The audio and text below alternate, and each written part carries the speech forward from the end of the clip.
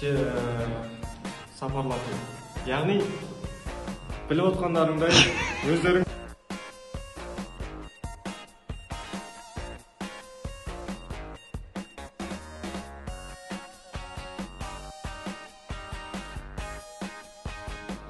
режиссер кім болады? Режиссер ол режиссер деген соған тоқталайын деп жатырмын. Режиссер ол сценарийді жазған режиссер болады, немесе оператор режиссер болады, немесе бөлек басқа бір режиссерді шақыруға болады. Яғни дайын сценарийге басқа режиссер келіп, соны түсіруге рұқсат бар. Түсінікті ма? Одан кейін үшінші маман ол бізде оператор. Оператор дегеніміз не? Кім біледі?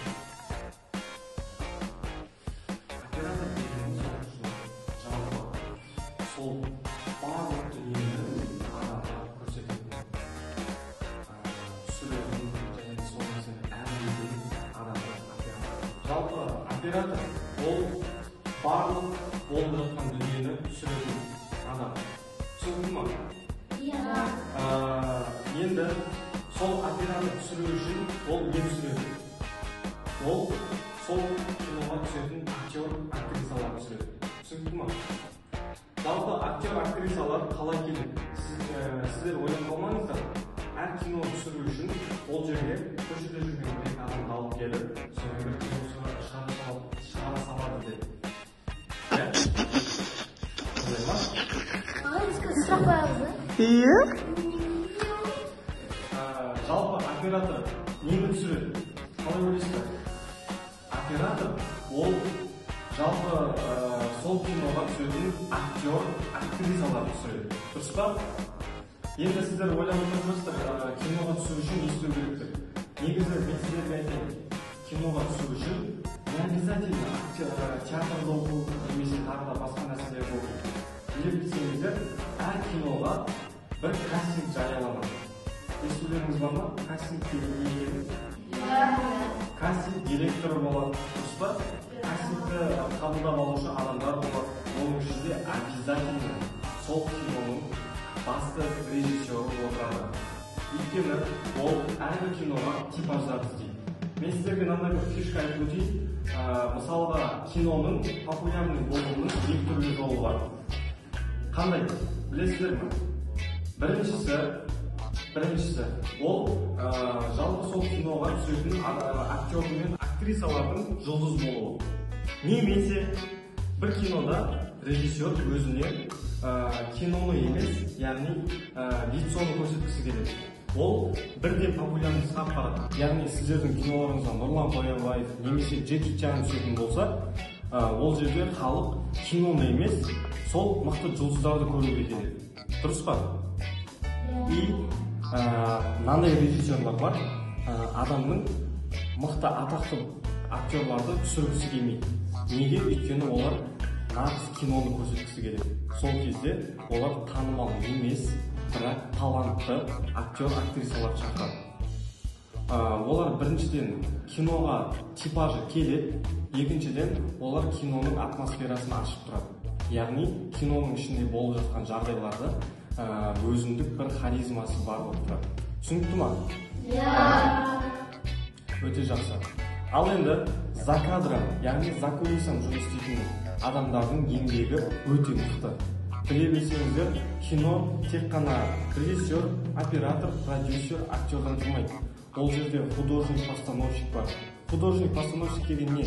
Ол әрбір киноның актердің немесе главный геройдың артында тұратын фонды айтады. Яғни сол фонның әрлеушісі. Түсінікті ма? Мысалға сіздердің художниктарыңыз сіздердің сценарийлеріңізге лайықты бір жерді табу керек болады. Мысалға сіздер соғыс жайлы бір кино түсірейін деп жатсаңыздар, олар бір ашық далаға соғыстың атмосферасын создавать етеді.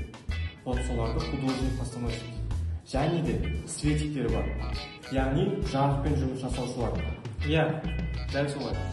Олар әр адамның актердің немесе де актрисалардың жалпы немесе артқы фондағы жарықтың дұрыс түсуін және де күлгін сәулелердің камераға шағылыспауын қамтамасыз етіп отыратын жарықпен жұмыс жасаушылар.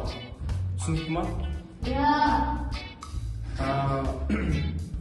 Жалпы кино әлемі өте қызық. Және де ең көп Оскарды алып шыққан кино қандай кино екенін білесіздер ма? Жалпы Оскар деген номинация қандай номинация екенін білесіздер ма? Оскар титулы ең үздік киноға берілетін номинация. Иә, бірақ дегенмен де ол жай ғана киноға емес, сонымен қатар соның ішіндегі әртүрлі салаларға беріледі.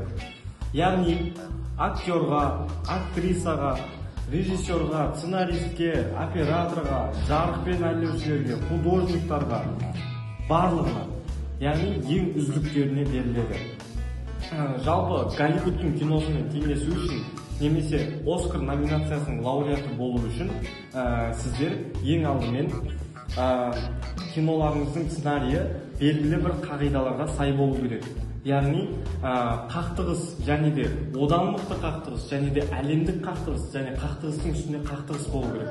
Жалпы сіздерге кино туралы түсінік ұнады ма? Біраз нәрсе білдіңіздер ма? Кино жайлы ұғым қандай екенін түсіндіңіздер ғой? Олай болса, өзіңізге шақырып жүрейікші.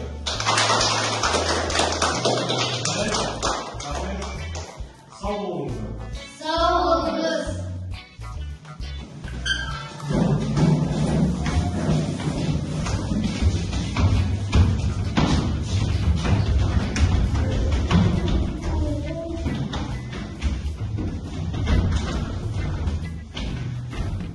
Болды, қайттан түсеміз. Ал қымбатты YouTube көрермендер, сіздерге ұнады ма? Кино жайлы ұғым барлығы сіздерге түсінікті болды ма?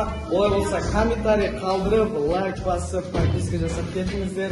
Тағы да осындай тұрғыда, осындай тақырыпта сіздерге мини сериал кино керек болса, комментарийға плюс қалып кетіңіздер. Сау болыңыздар.